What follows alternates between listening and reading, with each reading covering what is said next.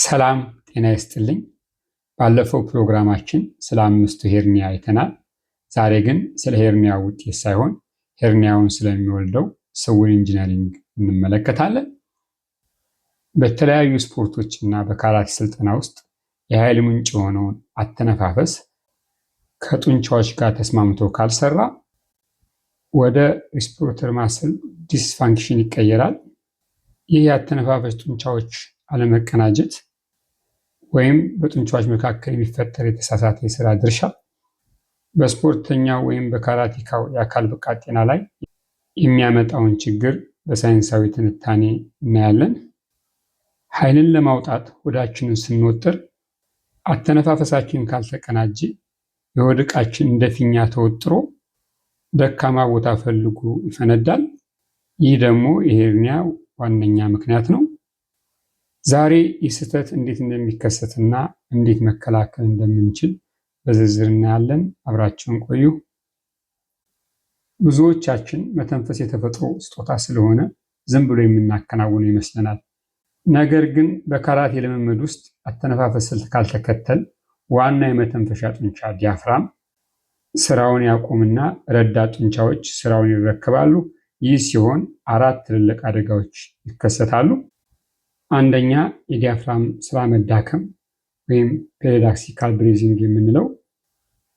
ተፈጥሯዊ የአተነፋፈስ ስርዓት አየር ወደ ውስጥ ሲገባ ዲያፍራም ወደ ታች መውረድ ሆድን ወደ ውጭ እንዲገፋ ያዛል። ነገር ግን በውጥረት ወቅት ሆድን ወደ ውስጥ በመሳብ በደረት ብቻ ለመተንፈስ መሞከር ፔሪዳክሲካል ብሬዚንግ የሳምባን የመለጠጥ አቅም ስለሚገድበው ሰውነታችን በቂ ኦክሲጅን አጥቶ ለፈጣን ድካምና ለትንፋሽ መቆራረጥ ይዳርገናል። በተለይ ካራቴ ልምምድ ላይ በቶሎ የምትደክሙ ወይም የምትስሉ ከሆነ አተነፋፈሳችሁን ልትመረምሩ ይገባል። አየር ስትስቡ ሆዳችሁን ወደ ውጭ ከመልቀቅ ይልቅ ሆድን ወደ ውስጥ ስባችሁ ደረታችሁን የምታሳብጡ ከሆነ ሳምባችሁን አልተጠቀማችሁበትም ማለት ነው። ይህ የተሳሳተ አተነፋፈስ ኦክሲጅንን ስለሚከለክል የቱንም ያህል ብርቱ ብትሆን በደቂቃዎች ውስጥ ትንፋሽ ያጥራል፣ ትደክማለህ፣ ትዝላለህ።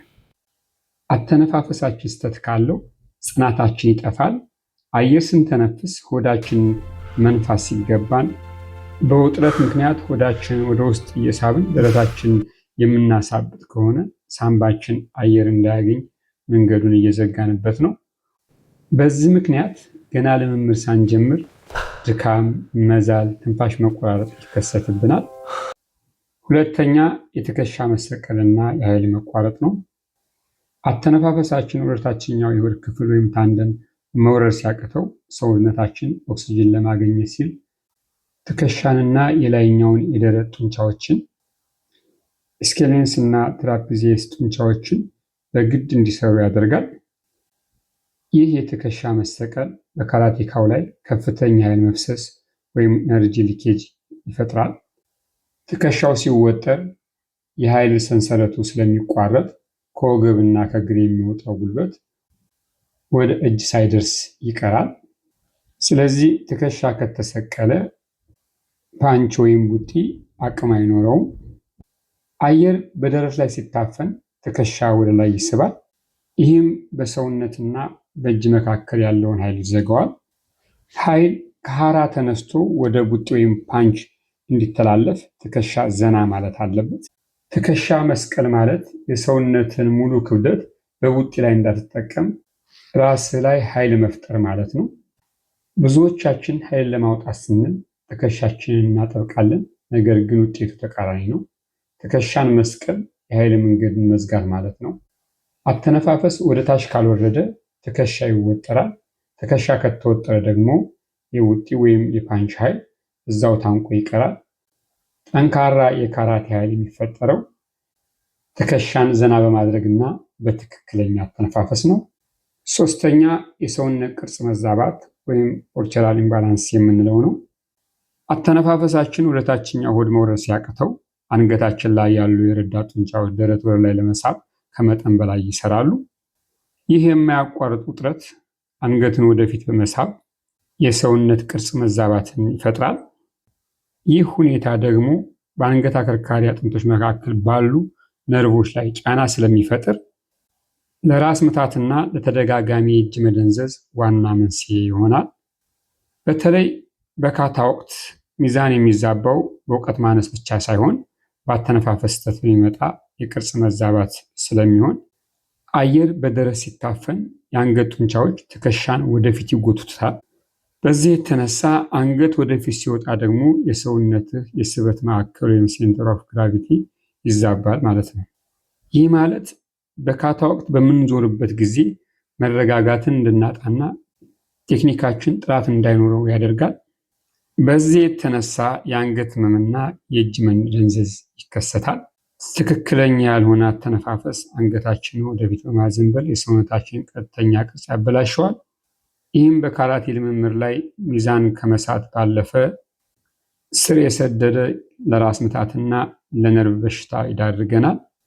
ስለዚህ እኛም ሆነ ተማሪዎቻችን ጤነኛ እንዲሆኑና እንድንሆን በትክክለኛው አተነፋፈስ ካራቴ ልንሰራና ልናሰራ ይገባናል ማለት ነው። አራተኛ የቆሸሸ አየር በሳምባ ውስጥ መከማቸት ወይም ዴድ ስፔስ ቬንቲሌሽን የምንለው። በደረት ብቻ መተንፈስ የሳምባን የላይኛውን ክፍል ብቻ ለጋዝ ልውውጥ ያሳትፋል። በዚህ ምክንያት የሳምባችን የታችኛው ክፍል በካርቦን ዳይኦክሳይድ የተሞላ የቆሻሻ አየር ማከማቻ ይሆናል። ይህ ቀሪ አየር ሳምባችን ውስጥ ቦታ ስለሚይዝ ንጹህ ኦክሲጅን የሚገባበት ቦታ ያጣል። ይህም ብዙ ብንተነፍስም ኦክሲጅን ስለምናጣ አእምሯችን በጭጋግ እንዲዋጥ ያደርገዋል። ስለዚህ ሳምባ ውስጥ ባለው አሮጌ አየር የተነሳ የልምምድ ትኩረታችን እንዲበታተን ያደርገዋል። በደረታችን ብቻ ስለምንተነፍስ ሳምባ ሙሉ በሙሉ አይጸዳም። የቆሸሸው አየር ስለሚከማች አእምሮ በቂ ኦክሲጅን አያገኝም። በዚህ የተነሳ ትኩረትን ለመመለስና አዲስ ኃይል ለማግኘት እንቸገራለን። ስለዚህ ትንፋሽን ወደ ታችኛው የሳምባ ክፍል በማውረድ የቆሸሸውን አየር ማስወጣት አለብን ማለት ነው። ስለዚህ በዚህ ትምህርት ብዙዎቻችን የመጣንበትና አሁን እያሰለጠን ያለንበትን ችግር የምንመለከትበትና የምንማርበት እንደሚሆን ተስፋ አደርጋለሁ።